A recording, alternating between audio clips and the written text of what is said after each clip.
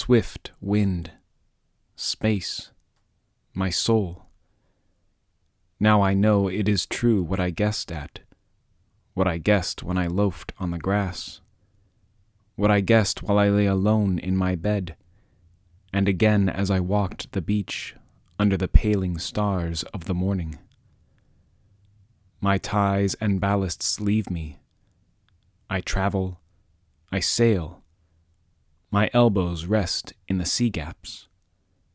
I skirt the Sierras, my palms cover continents. I am afoot with my vision.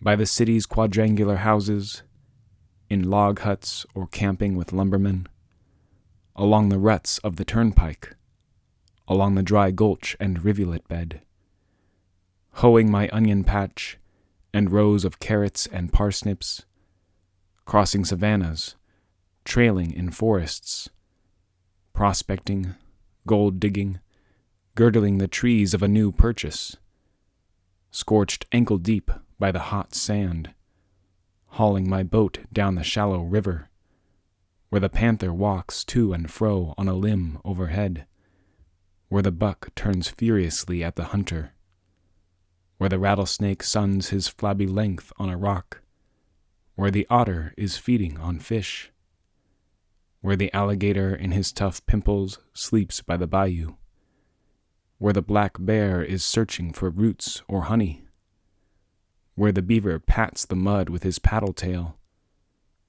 over the growing sugar, over the cotton plant, over the rice in its low, moist field, over the sharp-peaked farmhouse with its scalloped scum and slender shoots from the gutters, over the western persimmon, over the long-leaved corn and the delicate blue-flowered flax, over the white and brown buckwheat, a hummer and a buzzer there with the rest, over the dusky green of the rye as it ripples and shades in the breeze, scaling mountains, pulling myself cautiously up, holding on by low, scragged limbs, walking the path worn in the grass and beat through the leaves of the brush, where the quail is whistling betwixt the woods and the wheatlot, where the bat flies in the July eve, where the great goldbug drops through the dark, where the flails keep time on the barn floor, where the brook puts out of the roots of the old tree and flows to the meadow, where cattle stand and shake away flies with the tremulous shuddering of their hides, where the cheesecloth hangs in the kitchen, and andirons straddle the hearth slab, and cobwebs fall in festoons from the rafters, where trip hammers crash, where the press is whirling its cylinders, wherever the human heart beats with terrible throes out of its ribs, where the pear-shaped balloon is floating aloft, floating in it myself and looking composedly down, where the life car is drawn on the slip noose, where the heat hatches pale green eggs in the dented sand, where the she-whale swims with her calves and never forsakes them, where the steamship trails hindways its long pennant of smoke, where the ground shark's fin cuts like a black chip out of the water, where the half-burned brig is riding on unknown currents, where shells grow to her slimy deck and the dead are corrupting below, where the striped and starred flag is borne at the head of the regiments, approaching Manhattan, up by the long stretching island, under Niagara, the cataract falling like a veil over my countenance, upon a doorstep, upon the horse block of hard wood outside, upon the race course, or enjoying picnics or jigs or a good game of baseball, at he festivals with blackguard jibes and ironical license, and bowl dances and drinking and laughter, at the cider mill, tasting the sweet of the brown squash, sucking the juice through a straw, at apple peelings, wanting kisses for all the red fruit I find. At musters and beach parties, and friendly bees and huskings and house raisings, where the mockingbird sounds his delicious gurgles, and cackles and screams and weeps, where the hayrick stands in the barnyard, and the dry stalks are scattered, and the brood cow waits in the hovel, where the bull advances to do his masculine work, and the stud to the mare, and the cock is treading the hen, where the heifers browse, and the geese nip their food with short jerks, where the sundown shadows lengthen over the limitless and lonesome prairie, where the herds of buffalo make a crawling spread of the square miles far and near, where the hummingbird shimmers, where the neck of the long-lived swan is curving and winding, where the laughing gull scoots by the slappy shore and laughs her near-human laugh, where beehives range on a gray bench in the garden half hid by the high weeds, where the band-necked partridges roost in a ring on the ground with their heads out, where burial coaches enter the arched gates of a cemetery, where winter wolves bark amid wastes of snow and icicled trees, where the yellow-crowned heron comes to the edge of the marsh at night and feeds upon small crabs, where the splash of swimmers and divers cools the warm noon,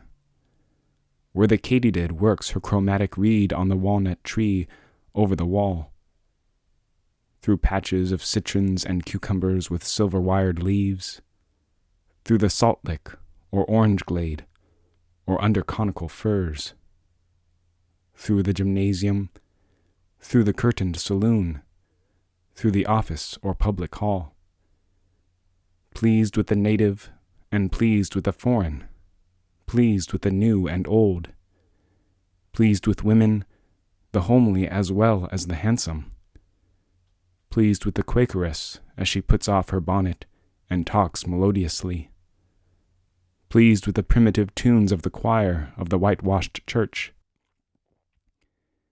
pleased with the earnest words of the sweating Methodist preacher, or any preacher, looking seriously at the camp meeting, looking in at the shop windows in Broadway the whole forenoon, pressing the flesh of my nose to the thick plate glass, wandering the same afternoon with my face turned up to the clouds, my right and left arms round the sides of two friends, and I in the middle, coming home with the bearded and dark-cheeked bush boy, riding behind him at the drape of the day, far from the settlements, studying the print of animals' feet, or the moccasin print, by the cot in the hospital, reaching lemonade to a feverish patient, by the coffined corpse when all is still, examining with a candle,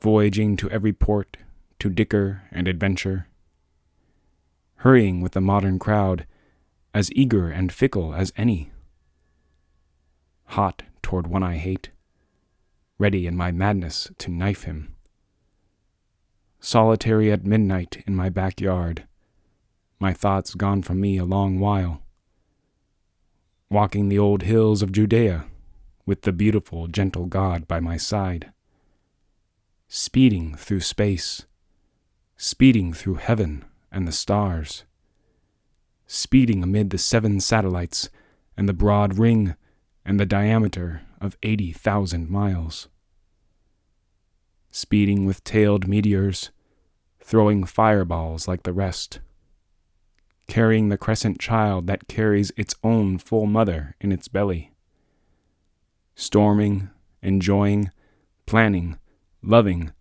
cautioning, backing and filling, appearing and disappearing. I tread day and night such roads. I visit the orchards of God and look at the spheric product, and look at quintillions ripened, and look at quintillions green. I fly the flight of the fluid and swallowing soul. My course runs below the soundings of plummets, I help myself to material and immaterial. No guard can shut me off. No law can prevent me. I anchor my ship for a little while only.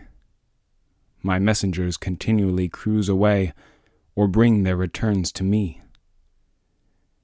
I go hunting polar furs and the seal, leaping chasms with a pike-pointed staff, clinging to topples of brittle and blue. I ascend to the foretruck. I take my place late at night in the crow's nest. We sail through the Arctic Sea. It is plenty light enough. Through the clear atmosphere I stretch around on the wonderful beauty. The enormous masses of ice pass me and I pass them. The scenery is plain in all directions. The white-topped mountains point up in the distance. I fling out my fancies toward them. We are about approaching some great battlefield, in which we are soon to be engaged. We pass the colossal outposts of the encampments. We pass with still feet and caution. Or we are entering by the suburbs some vast and ruined city. The blocks and fallen architecture more than all the living cities of the globe. I am a free companion. I bivouac by invading watchfires. I turn the bridegroom out of bed and stay with the bride myself, and tighten her all night to my thighs and lips. My voice is the wife's voice, the screech by the rail of the stairs. They fetch my man's body up, dripping and drowned. I understand the large hearts of heroes, the courage of present times and all times. How the skipper saw the crowded and rudderless wreck of the steamship, and death chasing it up and down the storm. How he knuckled tight and gave not back 1 inch, and was faithful of days and faithful of nights, and chalked in large letters on a board, "Be of good cheer, we will not desert you." How he saved the drifting company at last. How the lank, loose-gowned women looked when boated from the side of their prepared graves. How the silent old-faced infants, and the lifted sick, and the sharp-lipped, unshaved men. All this I swallow, and it tastes good. I like it well, and it becomes mine. I am the man. I suffered. I was there. The disdain and calmness of martyrs. The mother condemned for a witch, and burnt with dry wood, and her children gazing on. The hounded slave that flags in the race and leans by the fence, blowing and covered with sweat. The twinges that sting like needles his legs and neck. The murderous buckshot and the bullets. All these I feel or am. I am the hounded slave. I wince at the bite of the dogs. Hell and despair are upon me. Crack and again crack the marksman. I clutch the rails of the fence. My gore dribs, thinned with the ooze of my skin. I fall on the weeds and stones. The riders spur their unwilling horses and haul close. They taunt my dizzy ears. They beat me violently over the head with their whipstocks. Agonies are one of my changes of garments. I do not ask the wounded person how he feels. I myself become the wounded person. My hurt turns livid upon me as I lean on a cane and observe. I am the mashed fireman with breastbone broken. Tumbling walls buried me in their debris.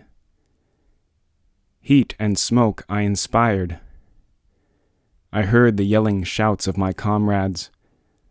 I heard the distant click of their picks and shovels. They have cleared the beams away. they tenderly lift me forth. I lie in the night air in my red shirt. The pervading hush is for my sake. Painless after all I lie, exhausted but not so unhappy. White and beautiful are the faces around me. The heads are bared of their fire caps. The kneeling crowd fades with the light of the torches. Distant and dead resuscitate. They show as the dial or move as the hands of me, and I am the clock myself. I am an old artillerist, and tell of some fort's bombardment, and am there again. Again the reveille of drummers, again the attacking cannon and mortars and howitzers. Again the attacked send their cannon responsive. I take part. I see and hear the whole. The cries and curses and roar, the plaudits for well-aimed shots, the ambulanza slowly passing and trailing its red drip, workmen searching after damages and to make indispensable repairs, the fall of grenades through the rent roof, the fan-shaped explosion, the whiz of limbs, heads, stone, wood, and iron high in the air. Again gurgles the mouth of my dying general. He furiously waves with his hand. He gasps through the clot. Mind not me. Mind the entrenchments.